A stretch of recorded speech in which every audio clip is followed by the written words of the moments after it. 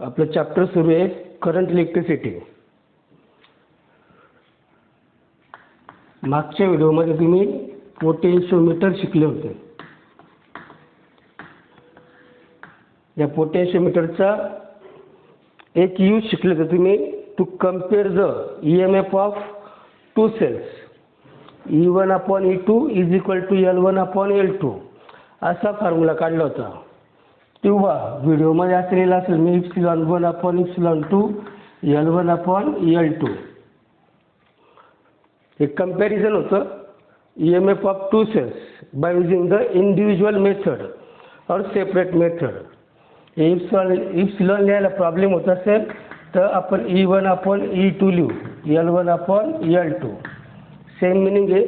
हा आपण EMF साठीच वापरला आहे सिम्बॉल. ई सुद्धा कशासाठी आहे? EMF साठी. नोट्समध्ये इप्सिलॉनच्या ऐवजी E येईल. तर पोटेन्शियोमीटरचा यूज झाला होता आपला. त्याचे दोन युजेस आहेत अजून बाकी. The comparison of EMF of two cells by using sum and difference mode आणि इंटरनल रेजिस्टन्स फाइंड करायचं आहे. ते मागच्या व्हिडिओमध्ये राहून गेले आपलं. त्याचा कंटिन्यू करू. आता use of potentiometer for the comparison of EMFs of two cells by combination method. कोणती मेथड बघतोय आपण आता? कॉम्बिनेशन मेथड और सम अँड डिफरन्स मेथड. मागची जी होती ती इंडिव्हिज्युअल मेथड होती, बरोबर. मग त्याच्यासाठी आता सर्किट डायग्राम. आता लक्षात आलं असेल तुमचं पोटेन्शियोमीटर. ही जी काढतोय मी ही काय? Potentiometer wire. झालं. हा जो पॉईंट होता याला नाव दिलं तुम्ही A, वायरला नाव दिलं परच्या एंडला B. So AB is the potentiometer wire and this wire is connected to the source of EMF. पाठ झालं तुमचं E plus minus the plug key K. झालं. आणि की अटॅच होती रिओस्टॅटला. Rheostat is the variable resistance. Point A must be at higher potential. That means positive terminal of battery E is connected to the point A and negative terminal is connected to point B through the key and rheostat. That means point A of potentiometer wire is always at good right higher potential.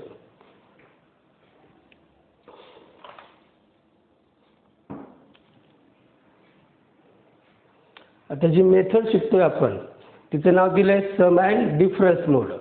मग आता ही figure अपूर्ण आहे. सम मोड कशाला म्हणतात? त्याचं suppose these are the two cells E1 and E2 plus minus. When the negative terminal of one cell is connected to the positive terminal of next cell, then the cells assist each other and their voltage adds up. This is called sum mode. म्हणजे हा 2 व्होल्टचा असेल, हा पण 2 व्होल्टचा असेल तर एकूण व्होल्टेजची ॲडिशन होते. दोघं सेल एकमेकांना असिस्ट करतात. तो जो मोड आहे सेलचा कॉम्बिनेशनचा त्याला म्हणतात सम मोड. आता डिफरन्स मोड कसा राहील? असं बघा. E1 हा E2 प्लस मायनस प्लस किंवा असा minus plus plus minus when the negative terminal of both the cells are connected together or positive terminals of both the cells are connected together, then the cells oppose each other. हे cells जे एकमेकांना काय करतील, oppose करतील, and this is called difference mode. इथं sale assist करतील, इथं oppose करतील. म्हणजे हा 3 व्होल्टचा असेल, हा 2 व्होल्टचा असेल, एकूण परिणाम मात्र 1 व्होल्ट मिळेल. 3 - 2. तर तुम्हाला सम मोड डिफरन्स मोड कळला असेल. सम मोडमध्ये काय सांगितलं, एकाचा पॉझिटिव्ह टर्मिनल दुसऱ्याच्या निगेटिव्हला जॉईन करायचा, आणि डिफरन्स मोडमध्ये दोघं निगेटिव्ह टर्मिनल किंवा दोघं पॉझिटिव्ह टर्मिनल एकत्र करायचे, त्याला काय म्हणतात, डिफरन्स मोड. इथं सेल एकमेकांना असिस्ट करतील म्हणजे व्होल्टेज ॲड होईल, इथं अपोज करतील, व्होल्टेजचे सबस्ट्रॅक्शन होईल. झालं. या सब मोड आणि डिफरन्स मोडचं एक्सप्लेनेशन झालं. आता 2 सेल ज्यांचं आपल्याला काय मेजर करायचं आहे, EMF किंवा कंपॅरिझन करायचं आहे, ते आता पोटेन्शियोमीटर वायरला अटॅच करावं लागतील. टाईम वाचवण्यासाठी मी फिगर काढून ठेवतो, मग दाखवतो तुम्हाला.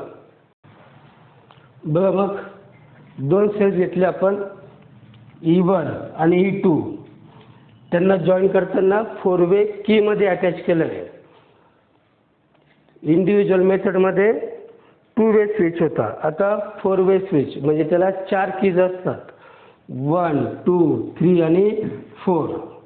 झालं. आपल्याला कम्पेअर करायचं आहे E1 आणि E2 by sum and difference mode. मग वर्किंग कसं चालतं त्याचं बघा, किंवा कन्स्ट्रक्शन लिहायचं असेल तर असं. So consider the AB is the potentiometer wire of uniform cross section. Source of EMF E, plug key K, rheostat RH are connected between the point A and B such that the point A is at higher potential.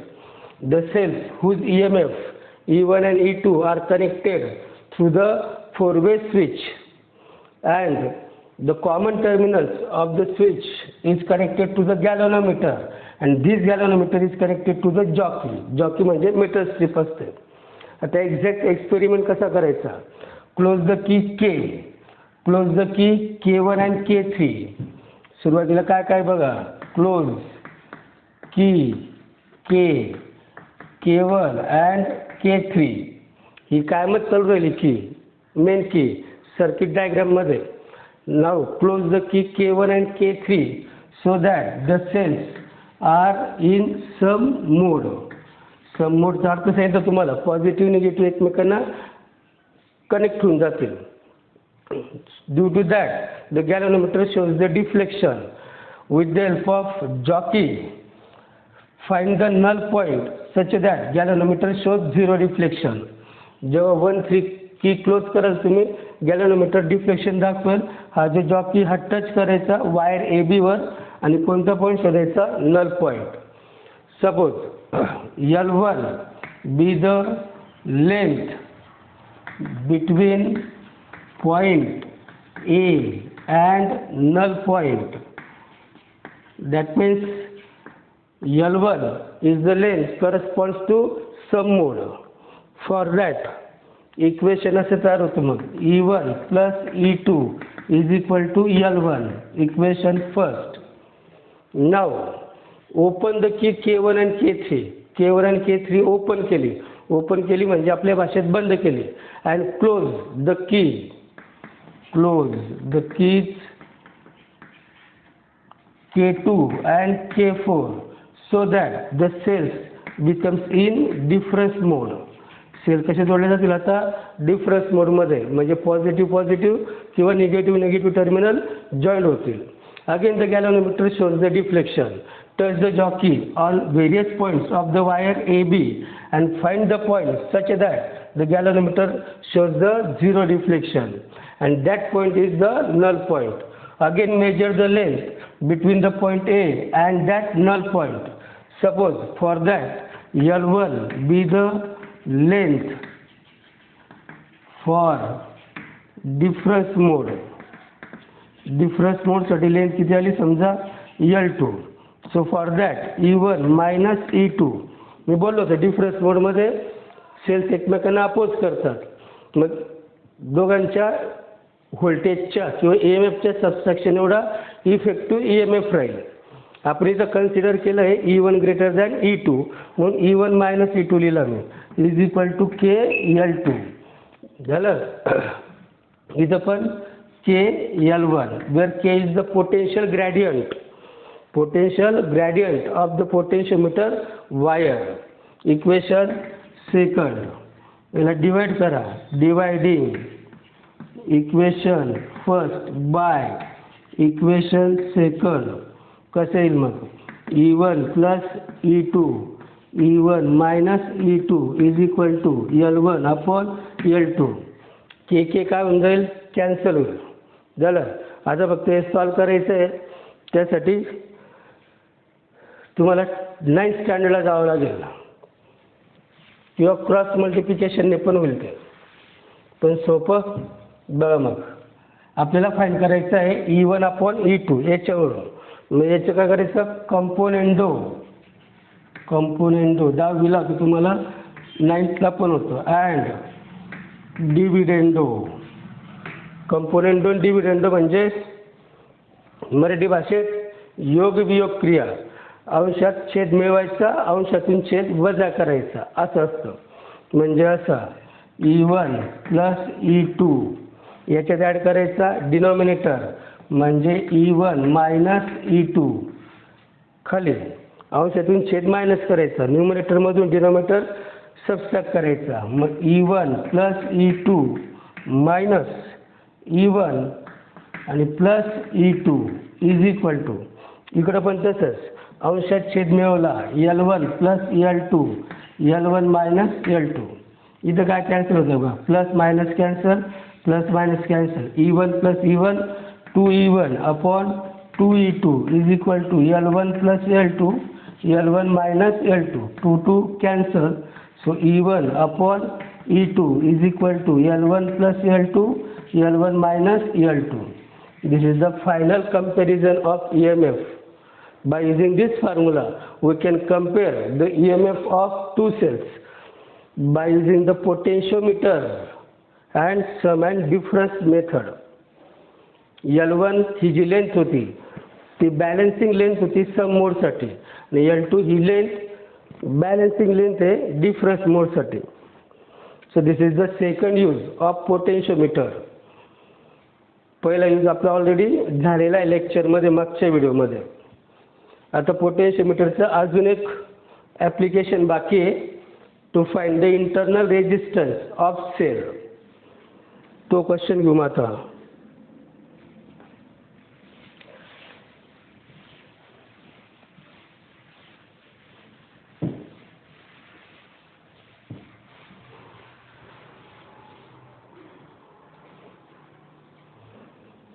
The question to use to find the internal resistance of cell. Small R दाखवता, म्हणजे battery किंवा sale ज्या मटेरियलने बनलेला असतो त्या मटेरियलचा resistance असतो, त्याला म्हणतात इंटरनल रेजिस्टन्स. मराठीत म्हणतात त्याला अंतस्थ रोध. झालं. आता काय काढायचं मग आपल्याला? इंटरनल रेजिस्टन्स काढायचा सेलचा using the potentiometer circuit.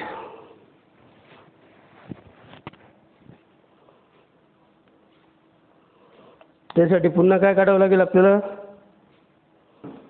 Potentiometer circuit. तिथे पाठ झालं. आता तुमचं दिसतंय तुम्हाला कोणती वायर? ही पोटेन्शियोमीटर वायर. झालं. हा पॉईंट काय असतो आपला? बी. हा पॉईंट ए. बरोबर. ए आणि बीच्या मध्ये काय जोडतो आपण? Source of E M F. म्हणजे असा जोडू, source of E M F E plus minus. त्यानंतर हा जो source of E M F आहे त्याला जॉईन करतो आपण की के, आणि हा काय असतो मग? Rheostat R H. आता ज्याचा इंटरनल रेजिस्टन्स काढायचा सेलचा त्याचं स्पेशल कनेक्शन असं असतं. असेल की ज्याचा आपल्याला काय काढायचं आहे, इंटरनल रेजिस्टन्स. स्मॉल आर हा इंटरनल रेजिस्टन्स झाला कोणत्या सेलचा, E1चा.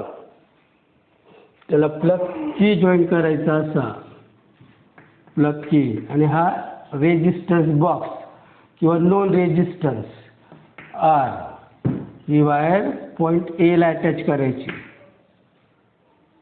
वायर की सरळ दाखवा किंवा कशी दाखवा, काय प्रॉब्लेम नाही. झालं. ही K1, याला नाव देऊ आपण PQST. बघा सर्किट डायग्राम व्यवस्थित. या कीला नाव देऊ K1 सध्या. आणि हा जो पॉईंट आहे हा कशाला जॉईन करायचा, गॅलव्हॅनोमीटरला. आणि गॅलव्हॅनोमीटर कंपल्सरी कशाला असतो, जॉकीला असतो. एकदा व्यवस्थित ऑब्झर्व करा सर्किट डायग्राम. आता ही वायर इथून काढून इथं पण जॉईन केली तर अर्थ सेम राहतो, काही फरक नाही. झालं. या बॅटरीमधून करंट फ्लो होईल, आय पॉझिटिव्ह टू निगेटिव्ह असं जाईल ते करंट आय, असं येईल ते करंट आय या बाजूला. हा पॉईंट असतो प्लस आणि मायनस. बघा बरं फिगर एकदा.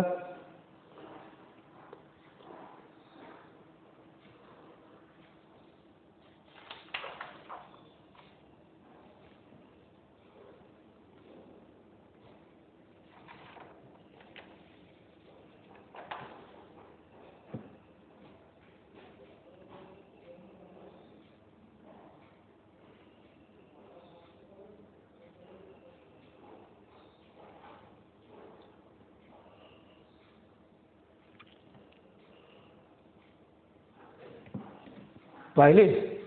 मग असं to determine the internal resistance of cell we use potentiometer. The potentiometer wire is AB, which is connected with the source of EMF E, plug key K1 and rheostat RH between the point A and B. The point A is at higher potential than the point B. The cell whose internal resistance we have to measure, that is cell E1, is connected to the potentiometer wire. The positive terminal of cell is connected to the point A and negative terminal with internal resistance are connected to the jockey and galvanometer. Galvanometer आणि jockey ला attach केले. The plug key K2 and external resistance or non-resistance or resistance box connected across the cell E1. हे असे कसे आहेत, समोरासमोर across होतो, parallel.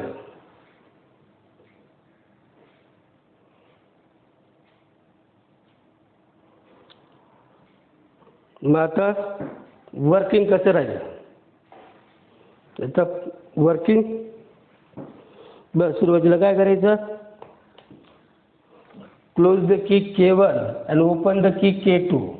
ही की K1 क्लोज केली आणि K2 काय केलं, ओपन केला.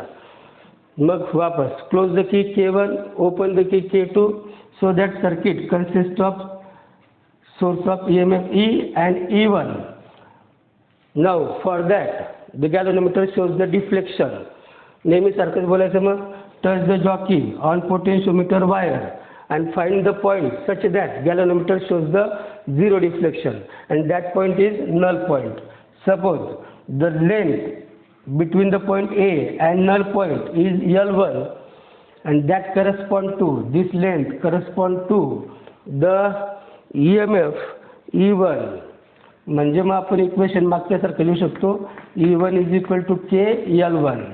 Equation first where K is the potential gradient, म्हणजे potential per unit length of the potentiometer wire. Now both the keys K1 and K2 are closed. Again the galvanometer shows the deflection. Find the point with the help of jockey such that the galvanometer shows the zero deflection. Suppose L2 be the length length between the point A and null point. दुसऱ्यांदा शोधलं आपण. This length L2 corresponds to the potential difference between the point A and null point. A point आणि जो null point असेल तेवढ्या वायरच्या किंवा त्या दोन पॉईंटच्या मधला पोटेन्शियल डिफरन्स ला करस्पॉन्डिंग लेंथ काय मिळाली आपल्याला L2. मग त्याच्यावरून आपण इक्वेशन लिहू शकतो. V potential difference K into L2. Kचा अर्थ कळला तुम्हाला. It is a potential gradient. Equation second याला डिवाइड करा. Dividing equation first by equation second. कसं येईल मग E1 upon V KL1 upon KL2. K cancel. E1 upon V L1 upon L2. Equation 3 झालं. आता पहिले आपण किर्चॉफ्स व्होल्टेज लॉ शिकलोय. तो लक्षात आहे तुमच्या. Now applying Kirchhoff's voltage law to loop PQSTP. PQSTP sign convention part आहे तुमचे. आपल्याला इकडे जायचं आहे म्हणजे निगेटिव्ह टू पॉझिटिव्ह चाललो आपण. मग त्याचा EMF काय घ्यायचा निगेटिव्ह -E1. आपण इकडे चाललोय करंट अपोजिट येतोय मग या रेजिस्टन्सचा पोटेन्शियल डिफरन्स प्लस असतो. सो IR पोटेन्शियल डिफरन्स माहिती तुम्हाला करंट इंटू रेजिस्टन्स. आपल्याला असं जायचं आहे करंट अपोजिट मग या रेजिस्टन्सचा पोटेन्शियल डिफरन्स प्लस राहील I इंटू R. आता पुढे काहीच नाही आहे मग एकूण ॲडिशन काय असते 0. कॅपिटल R म्हणजे एक्सटर्नल रेजिस्टन्स और रेजिस्टन्स बॉक्स नोन व्हॅल्यू असते त्याची. तर बघा मायनस इकडे तर नका तो प्लस म्हणजे IR plus IR is equal to E1. Circuit डायग्रामचं काही काम नाही आपल्याला कॅल्क्युलेशनसाठी जागा लागेल. बघा मग इथं लिहिताना असं लिहितो E1 is equal to IR plus IR. सापडलं. E1 इज इक्वल टू याच्यात काय कॉमन निघतोय R प्लस R. सिमिलरली आपल्याकडे फॉर्म्युला आहे potential difference is nothing but the V is equal to IR. कोणत्या लॉनुसार बाय ओम्स लॉनुसार. झालं. मग इक्वेशन आता किती मिळालं आपल्याला 4. हे इक्वेशन 5.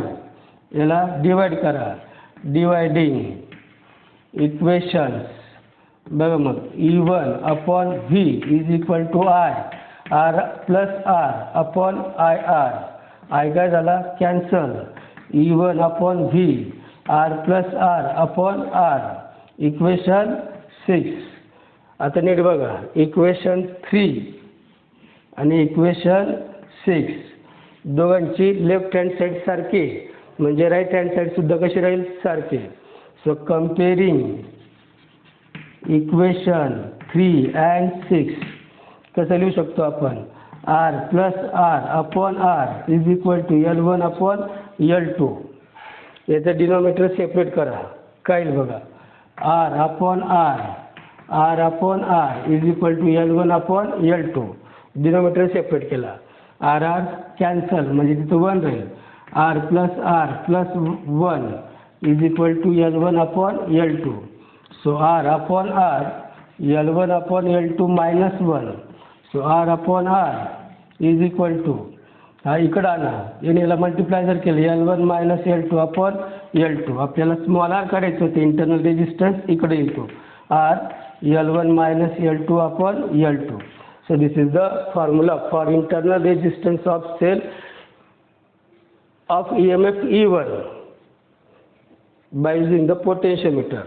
म्हणजे इंटरनल रेजिस्टन्स काढायचा असेल तर एक्सटर्नल रेजिस्टन्स जो रेजिस्टन्स बॉक्समध्ये आपण सिलेक्ट केला होता त्याची व्हॅल्यू माहिती असते. या बॅलन्सिंग लेंथ आपण पोटेन्शियोमीटर वायरची लेंथमधून काढू शकतो. So this is the internal resistance. Formula लक्षात ठेवा. आपल्याला याच्यावरचे न्यूमरिकल्स घ्यायचे आहेत. पाहून घ्या एकदा व्यवस्थित कॅल्क्युलेशन.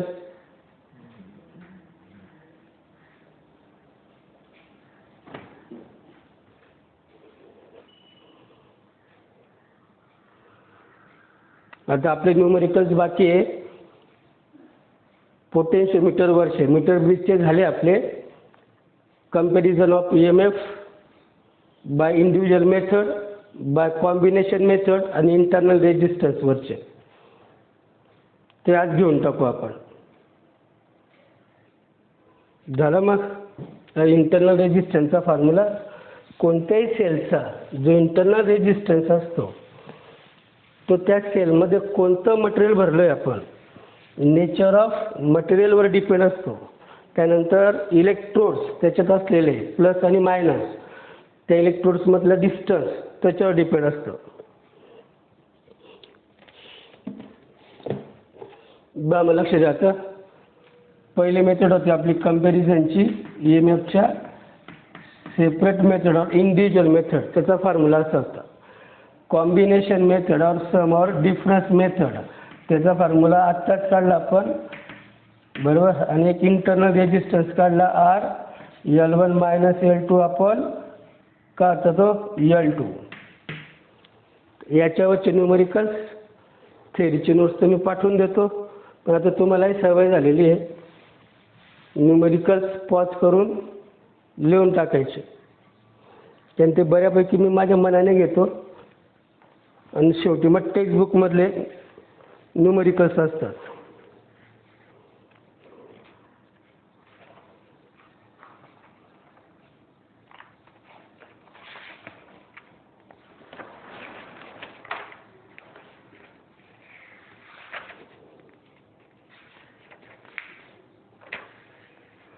बघा मग question.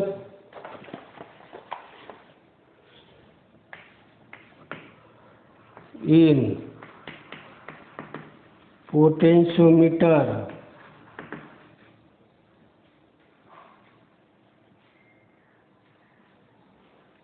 circuit,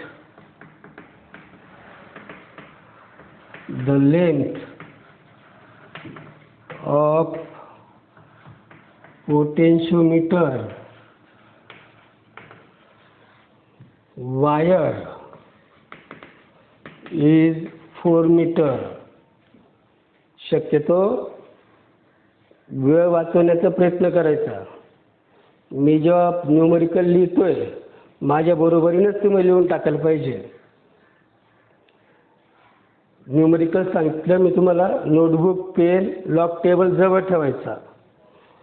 when two cells of EMF E1 and E2 are connected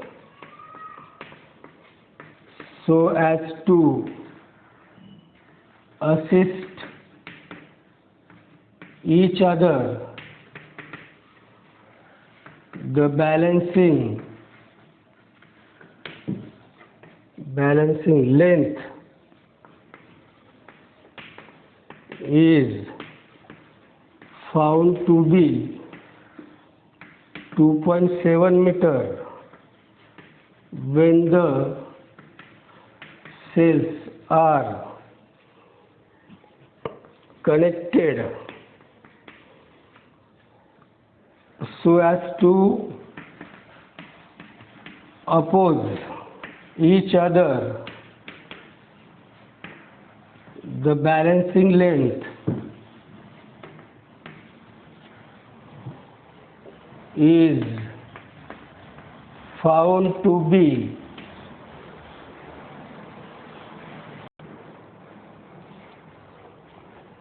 2.7 meter. नाही काय ते 0.3 meter. Compare the EMF of two cells.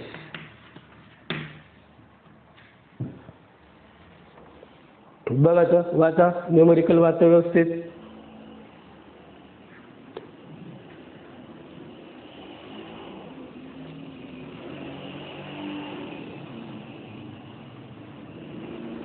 बघ मग E1 आणि E2 दोन सेल्स आहे, ते जेव्हा एकमेकांना असिस्ट करताय म्हणजे कोणता मूड आला तो सम मूड. मग सम मूडची लेंथ आत्ता शिकलो तुम्हाला L1 होती, किती दिली तुम्हाला ती 2.7 metre. When the cells oppose each other, oppose म्हणजे डिफरन्स मोड, त्याची बॅलन्सिंग लेंथ L2 होती किती 0.3 मीटर. तुम्हाला कम्पेअर करायचं आहे E1 अपॉन E2.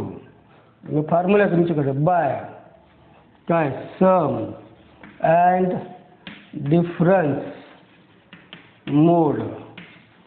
फॉर्म्युला आहे E1 upon E2 L1 upon L2. आणि इथं काय होतं प्लस L2, इथं काय होतं minus L2. L1 plus L2 upon L1 minus L2. बस याच्यात व्हॅल्यू टाकायच्या. हे काढायचं आपल्याला comparison E1 upon E2. L1 काय बघा 2.7 plus 0.3, 2.7 minus 0.3. So E1 upon E2 किती झाला 3.0 आणि हा 2.4. सो E1 अपॉन E2 याचा पॉईंट जर कट केला मी तर 30 होईल, हा 24. याला डिवाइड करा, 6ने भाग जातो. 6 35, 6 चौक 24, 5 अपॉन 4, 4 एक 4, 4 जुने 8, 4 अपॉन 1. म्हणजेच E1 has to E2 is equal to 1.25 has to 1. म्हणजे E1 जो आहे तो ग्रेटर आहे कोणापेक्षा E2 पेक्षा. E2चा पोटेन्शियल जर 1 व्होल्ट असेल त्याचा किती राहील 1.25 किंवा त्या प्रमाणात वाढेल. मग E2 जर 2 व्होल्ट घेतला डबल तर हा पण डबल होईल, म्हणजे किती होईल तो 2.5 होईल. पाहून व्यवस्थित स्क्रीनशॉट काढा, नाही तर मग व्हिडिओ पॉज करा, लिहून टाका.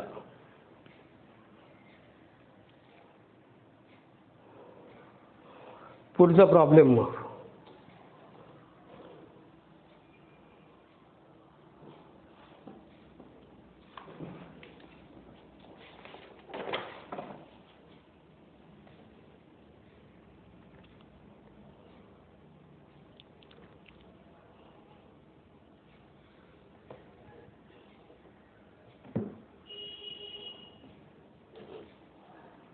झाला. पुढचा असाच प्रॉब्लेम आहे. मग मी पूर्ण काही न्यूमरिकल लिहत नाही, फक्त इथं असं दिलं जेव्हा सेल असिस्ट करत होते एकमेकांना त्याची लेंथ दिली 2.5 मीटर आणि जेव्हा अपोज करत होते त्याची लेंथ दिली आहे 0.5 मीटर. माझ्या माहितीप्रमाणे प्रॉब्लेम तुम्हाला पण सॉल्व करता येईल. मग इथं आता L1 किती राहील 2.5 मीटर आणि हा 0.5 मीटर. इथं फक्त चेंज करावं लागेल.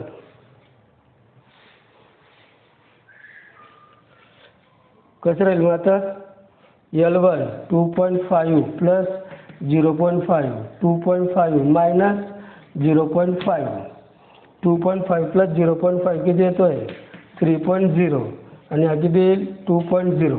पॉईंट कट करा 3/2 म्हणजेच काय उत्तर येईल ते 1.5, 3/2. That means E1 has to E2 1.5 has to 1. Shortcut काम होऊन गेलं आपलं म्हणजे माझं. मी तिथल्या तिथं बदल करून दिला. तुम्हाला मात्र पूर्ण लिहावं लागेल ते न्यूमरिकल.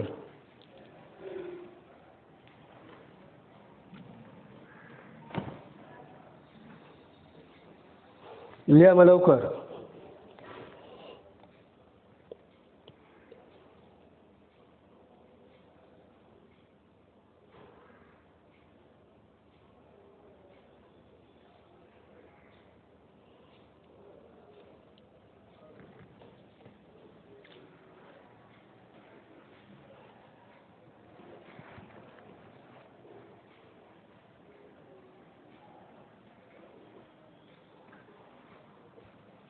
झाला.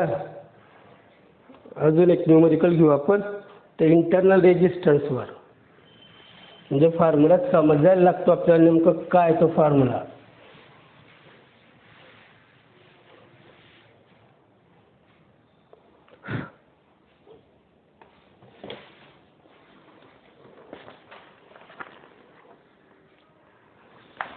Question: in potentiometer experiment,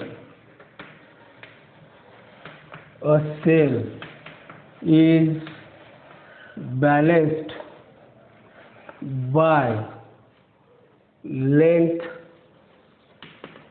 of 110 centimeter of potentiometer wire.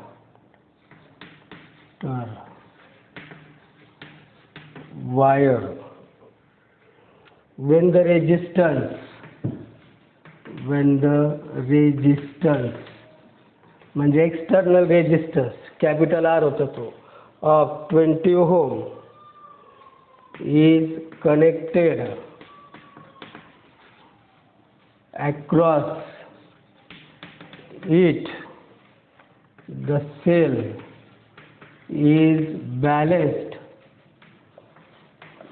by length 100 centimeter. Find the internal resistance of cell. Problem वाचा.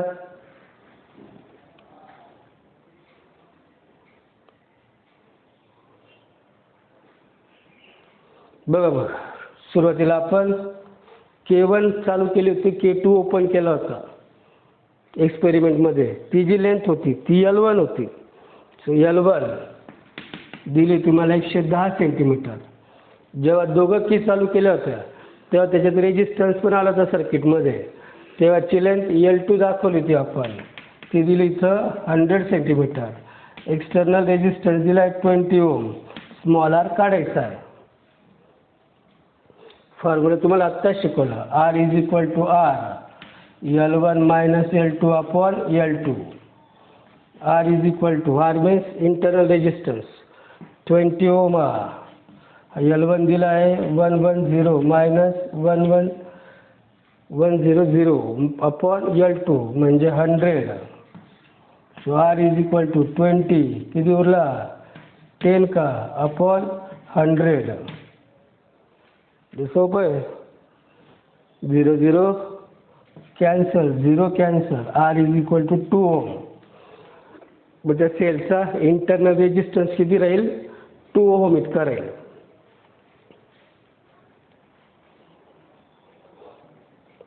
पहा व्यवस्थित.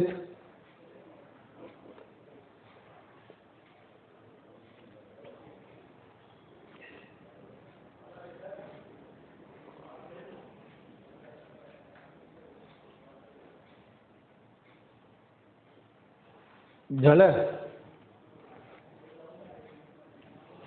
मग एक तुम्ही सॉल्व करून टाका.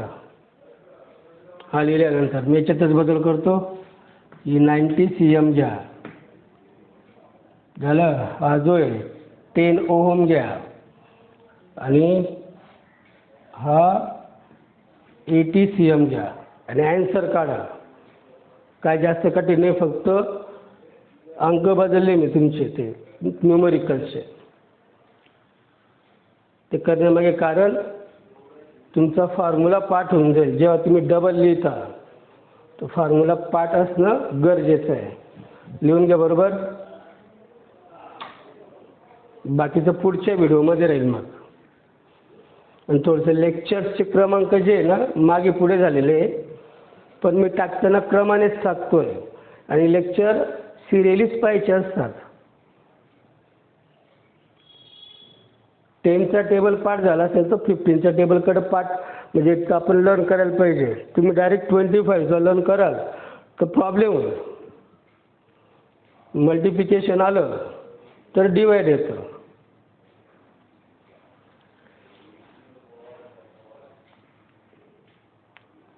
ठीक आहे. लिहिताय तुम्ही.